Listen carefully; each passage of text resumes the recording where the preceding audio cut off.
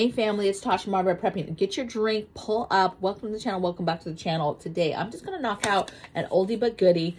Here it is. I got my notes. And this is, I had a young woman who emailed me and wanted to have more information.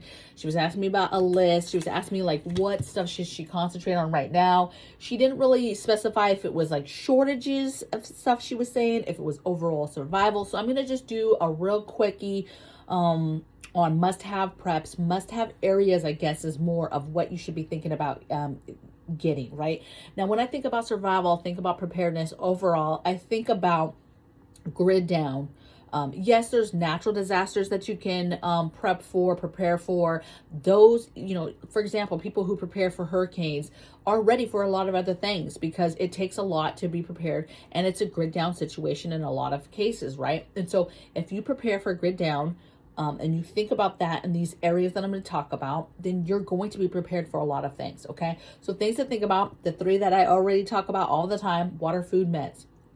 Must get water in your home. I don't care how much water you have on your property. You need to get it in your home. Stack it. You can get it from the tap and treat it. You need to know how to make water safe, okay? How to collect water, how to make it safe. You need to store water. You need to do all things water. And this needs to be a priority because a lot of people, even preppers, do not make water a priority, and it's going to be detrimental because the day that we come across where it's water wars and we cannot just freely get water is gonna be crazy. Okay, so you've got to think about getting water now, getting it stacked.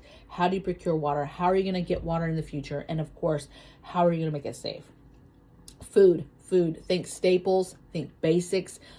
Get your sales, get it in bulk, but get food stacked, okay? Stack it. There's a bunch of ways that you can stack water or stack food and go about stacking food. I've done a few videos. I'll try to see if I can find them, but it's videos on the different ways that you can go about preparing and stacking food, right? How do you stock food? How do you go about methodically to the store to make sure that you're getting everything? Because obviously it's not something you can do with just one paycheck, right? So water, food, and then meds. Meds is super important because we get the majority of our meds or pieces of the meds that we put together from India and China. And both those are not reliable in the sense of the future and ensuring that we will always have meds. As soon as we have a conflict with China, we're going to have an issue. India, they go down on their knees as soon as something happens. So it only takes a pandemic, it only takes something crazy for us to have an upset in our distribution of us being able to get meds. And we are already seeing that across the board for people getting prescriptions, not being able to get prescriptions, having shortages, getting generics, not having stuff available, not getting stuff for weeks and weeks later after they were prescribed something. There's a ton of problems going on right now with prescriptions. So food, water, meds. What else? Besides medicine, medical preps.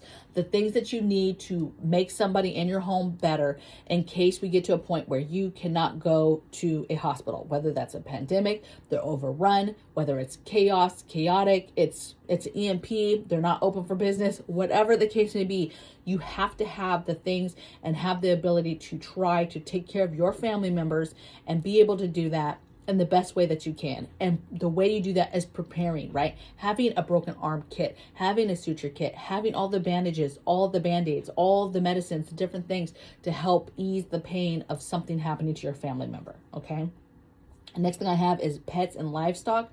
That's their food, that's their toys, that's their comfort things. Everything that has to do with pets and livestock, think about that and stockpile it, okay? Garden stuff, this could be tools, seeds, dirt, fertilizer. This could be a multitude of things, but it's all things garden, okay? Think about food preservation. All the systems that are needed to do food preservation, dehydrating, water bathing, pressure canning, all the things, the jars, the lids, all the things that make that easier for you to complete. And having the ability to do all these things and most of the things that are on this list in a grid down situation. That's the trick, as having all the things that you're prepared to handle a situation, to handle a storm, to handle a job loss, to handle whatever it is that hits you. But always be thinking in the back of your head, grid down, and how can I do this said system or this area with no power as well. Think about laundry, how you're going to do laundry, how you're going to clean. Think about hygiene, right? Stockpiling tampons and different things like that, pads, toilet paper, body soap, shampoos, dry shampoos, right? Having the different options of stuff. How would you take a shower outside if you couldn't take a shower inside? There's no more water. How are you able to still stay clean? How are you still able to do laundry off grid? What are the things you need? I think it's important that when you're thinking about these areas, you write them down. You write them down in the I guess, order of preference, order of which ones are the most important to you. And then you go about methodically going down the list and getting the things you need, okay? You need to think about fuels for lamps, fuels for different cooking sources. You need to think about fuel for maybe generators. It doesn't matter. There's a ton of fuels. Batteries to me is a fuel type, okay? So all the fuels and getting a variety and getting you options. Defensive tools and ammo that goes in them, security and fortification, extra locks, perimeter stuff, fencing, plants strategically placed, all the things that have to do with that. Maintenance items, things that are home maintenance and having to take care of yourself. You get a hole in your roof. Do you have the things to be able to cover that up and get it situated before you can get somebody out there? Who knows how long it's going to take for somebody to come, cut that tree away, get it off your house, put, and start fixing and correcting the roof. You don't know how long that will take, okay? Because it depends on the surrounding situation that's happened. What caused that tree? Is this a huge event all around you, or is this an isolated event where, okay, I'll call the county, they'll come cut it, and then I'll call, my insurance, and they'll get on it? No, this is a hurricane situation, tornado situation.